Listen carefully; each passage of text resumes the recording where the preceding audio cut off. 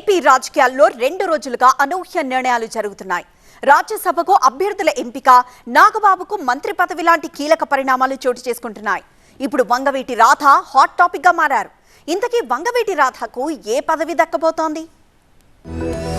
సీట్లు త్యాగాలు చేసిన వాళ్లకు, గెలుపు కోసం పనిచేసిన వాళ్లకు ముందు ప్రాధాన్యత ఇవ్వాలి అనేది కూటమి పార్టీల అగ్రిమెంట్. అధికారంలోకి వచ్చిన తర్వాత అదే దిశగా కూటమిలోని 3 పార్టీలు నిర్ణయాలు తీసుకుంటున్నాయి. అయితే ప్రభుత్వం ఏర్పడి 6 నెలలవుతున్నా కొంతమంది కీలక నేతలకు పదవులు దక్కలేదు. ఆ లిస్టులో పలువురు ప్రధాన నేతలు కూడా ఉన్నారు. మొన్నటి వరకు నాగబాబుకు ఎలాంటి పదవి లేదు. ఆయన్ను రాజ్యసభకు పంపుతారని ప్రచారం జరిగింది. కానీ రాజ్యసభకు అవకాశం లేకపోవడంతో రాష్ట్ర కేబినెట్ లోకి తీసుకుంటున్నట్టు చంద్రబాబు ప్రకటించారు. ఇక పదవి దక్కాల్సిన నేతల లిస్టులో వంగవీటి రాధ కూడా ఒకరు. అందుకే రాధాను పిలిపించుకొని మరి చంద్రబాబు మాట్లాడారు. ఈ భేటీలో రాధాకు ఎమ్మెల్సీ హామీ లభించినట్టు తెలుస్తోంది.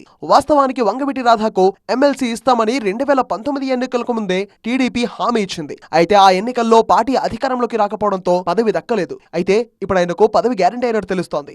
ఇప్పటికే 4 వైసీపీ ఎమ్మెల్సీలు తమ పదవులకు రాజీనామా చేశారు. వారి రాజీనామాలపై చైర్మన్ నిర్ణయం తీసుకోవాల్సి ఉంది. ఇక వచ్చే ఏడాది మార్చిలో మరో 4 ఎమ్మెల్సీలు ఖాళీ అవుతాయి. వీటిలో ఒకటి వంగవీటి రాధకు, మరొకటి నాగబాబుకు రిజర్వ్ అయ్యాయని పొలిటికల్ సర్కిల్లో టాక్.